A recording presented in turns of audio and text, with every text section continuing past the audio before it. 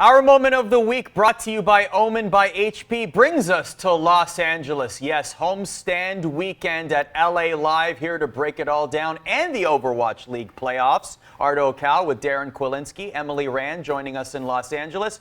Emily, let's first talk about the vibe of the weekend. You were there on the ground providing coverage for us here at ESPN.com/esports. What was it like? It was actually really fun. I think I wrote about this elsewhere, on ESPN, but I think that the coolest thing about the Valiant vibe was that it was definitely more of a fan community event. They had a lot of really cool stuff on the floor for fans to do, like these virtual reality simulators. You could make your own Upper Deck trading cards with the trading cards that are out with the Overwatch League players.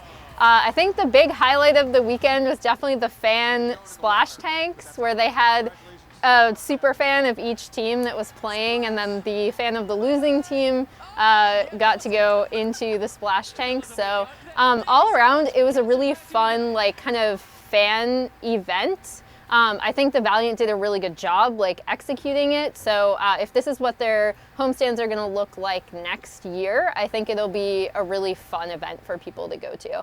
At the end of the day, Emily, the Valiant are on the outside looking in. They failed to qualify for the playoffs. Why did this happen? So they had a really tough schedule going into a win or you're in situation. And I think what you have to do is actually look back at their past performances over the season. The fact that the Valiant hear it all, I'm sure they don't want to hear this because they really wanted to make playoffs, but the fact that they were in this position at all to make playoffs is actually miraculous, considering that they had a winless stage 1 and I believe a 3-4 stage 2. They basically revamped their entire roster, and I actually really love some of the players they brought on, especially Fact Fiction. I think I had wanted to see him on an Overwatch League lineup for a while, and I think what he brought to the team in terms of his communication and his tank play was really good. And that was kind of what was behind their turnaround to actually making playoffs come stage 3. So the fact that they were able to turn it around mid-season and even be in a position to qualify for playoffs, I think is something that is really commendable. And then unfortunately, they ended up going against two really good teams. You know, the Gladiators were already locked in the top 6 for playoffs, so they didn't even have to go through the play-in. When they faced the Valiant, and then the San Francisco Shocker, the best team in the league. So, it sucks to have to be in that situation. I think they definitely could have beaten the Gladiators with a few, some fewer mistakes, especially some over-aggressive plays from a few specific individuals. But I think on the whole, given how they started the season, the Valiant should actually be pretty proud that they made it to that situation at all. So let's talk now about the play-in. It starts this weekend. Games will be on Disney XD, ESPN, and Twitch. Check your listings.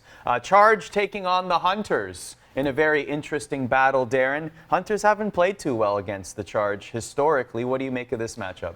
Well, here's where I can give you some answers on a couple of things. So we know the map pool going in to this play-in stage, and Guangzhou is 3-12 on the picked escort map. So that's going to be where I think the Hunters can really shine. If they can get through those first 3 maps and keep it close and keep it even, they're going to probably come out ahead on the escort maps. Now, Guangzhou is very good at Busan, and overall they're slightly stronger on control maps. They have a good edge on Horizon and 4-1, but Anubis is set in favor of Chengdu at 4-2 versus 3-3. And then on hybrid, Guangzhou is the kings on Kings Row, which again just means they need a little bit of luck. The Hunters need a little bit of luck pulling from map pools where they are a little bit more even with the Charge, or they can pull ahead on something like Anubis, Eichenwald, Numbani, or Helios. And then the other matchup, of course, is the Philadelphia Fusion taking on the Shanghai Dragons. I know we've talked about Shanghai in the past, the video that you can see at youtube.com/ESPN Esports. But I love the idea that the Shanghai Dragons are in this position and they can, go for a run. They're the Stage 3 champions. Yeah, the roster changed, blah, blah, blah. But I mean, still, when we look back on it in 10, 15 years, we're going to look at this as a pretty monumental moment. But how much of a chance do they have against Philadelphia, the Season 1 grand finalists, Emily? So yeah, if you're looking at the Guangzhou-Chengdu matchup, it's actually pretty interesting because Guangzhou have looked like one of the best teams in Stage 4, and Chengdu are Chengdu, which means they can play super, super well, and then they can also shoot themselves in the foot and kind of beat themselves up and stumble and get beaten by pretty much any team in the league. When you're looking at Shanghai and Philadelphia, though, it's a significantly different matchup. Philly, I haven't been super sold on them even going into this meta. I think they have not performed as well as people had expected when they were looking at, Philadelphia's run through the playoffs last year. They were like, oh, double sniper, this is perfect. We're just going to see EQO and Carpe popping off, and that's definitely not what has happened with Philly. They've still been really shaky, a lot of map 5s, a lot of near wins, and then a lot of near losses. And then you have Shanghai, who have also really struggled in Stage 4, in my opinion, where they haven't adjusted well to the 2-2-2 role lock. I think they'd much rather play, triple DPS, which is what got them through to that Stage 3 playoff win.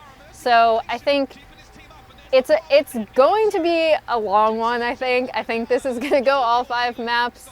I think whichever team makes it through is probably likely to lose to the London Spitfire or the Seoul Dynasty, despite the fact that I'm actually not super confident in either of those teams as well. But I think, Philadelphia has kind of been the team where when I go to the Blizzard Arena, I'm like, oh, it's a Philly game. We're going to be here. We're in for the long haul. We're in for map 5.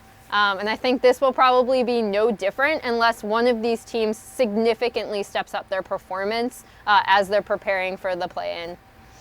So this is Carpe versus DM2, yes, which is something we made a big deal about last time that these teams faced, which was the Atlanta homestand, and Shanghai won 3-1. I agree with Emily. Shanghai has not adjusted to the 2-2-2 at all, but the inconsistency of Philly, their up and down spikes, really kind of opens things up. I think if you look again at the map pool, historically, Shanghai is better than Philly on the control maps. They're 11-7 versus 8-11. So I think if Shanghai can get rolling on that control map first, it helps with that momentum and might shake off a little bit of Philly off of their game plan. I think Philadelphia also needs to get EQO rolling. He's their weakest link, I think, in their DPS pool, versus to help Carpe really bear that load of the DPS duo to help really just get them moving.